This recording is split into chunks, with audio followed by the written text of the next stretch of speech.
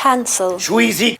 This one's from Mashable, the solid news source. I trust them with my whole heart. Robert Pattinson tried to invent his own pasta and blew up a microwave. What? The Batman is a hit. The film starring Robert Pattinson raked in $128.5 million in its opening weekend, the biggest box office debut of the year so far, via Vanity Fair. However, an original pasta creation called the Piccolini Cuscinco, folks, this is the show, Italian for Little Pillow, may not have been such a hit. When the movie star first spoke to GQ in 2020 about his pasta endeavor, it was a massive fail. In a video called The GQ Journalist, Pattinson attempted to make a pasta you can hold in your hand with sincere intention of marketing and selling to the public. After unsuccessful attempts to find an inventor who would take him seriously, he had resorted to magazine interviews to tell his idea. Maybe if I say it to GQ, maybe like a partner will just come along, Pattinson revealed.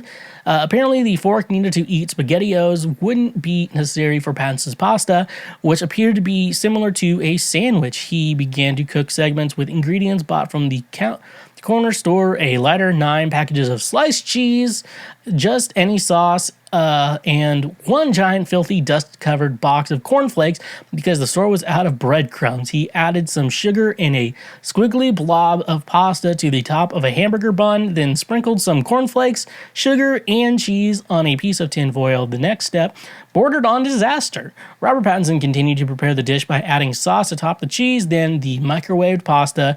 Next, he added more sugar before topping the entire dish with the other half of the hamburger bun. The actor even burned the initials PC for Piccolini Quizincio into the bread, wrapping the whole dish in more foil. The Twilight star made his vitals misstep, making it for an oven. He puts the ball into a microwave. 1,000 watts. There you go, Pattinson said as he walked away from the appliance. Soon, sparks flew and the microwave cut out with a bang. Yeah, I think I have to leave that one alone, but this is a Piccolini Quizinco.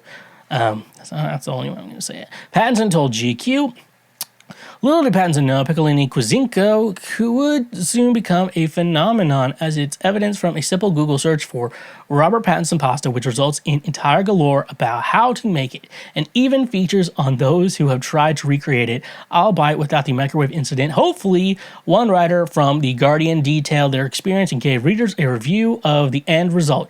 If there's one saving grace of the bizarre concoction, it's that the mix of ingredients can only be so disgusting, it's almost impossible to ruin pasta, tomato sauce, bread, and cheese. But it's not as terrible as I thought it would be. It's edible, they wrote. But things didn't end there. When GQ interviewed Robert Pattinson again in February 2022, he was asked about the pasta foray, his level of sincerity when it came to both attempting to fashion, prepare, and market the dish. But I was fully actually trying to make that pasta. Like, I was literally in talks with frozen food factories and hoped that the article would be proof of concept. My manager was like, is this really what you want to do? You want your face on handheld pasta? You know you've got to go to Walmart and really sell it for potentially very little return.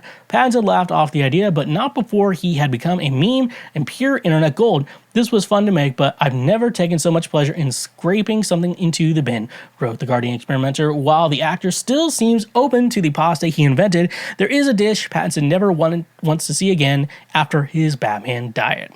Very interesting.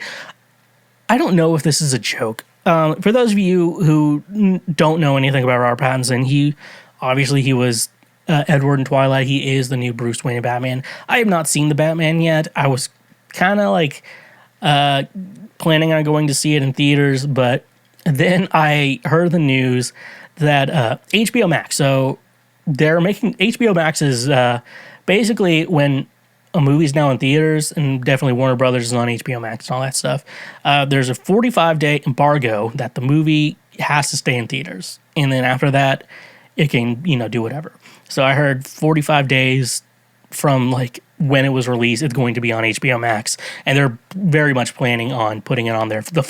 I read like they're going to put it on there the 46th day. They're putting the Batman on HBO Max. So I'm like, I'm going to wait at this point. I'm like, It's not Spider-Man No Way Home. It's not a Marvel movie. I'm definitely seeing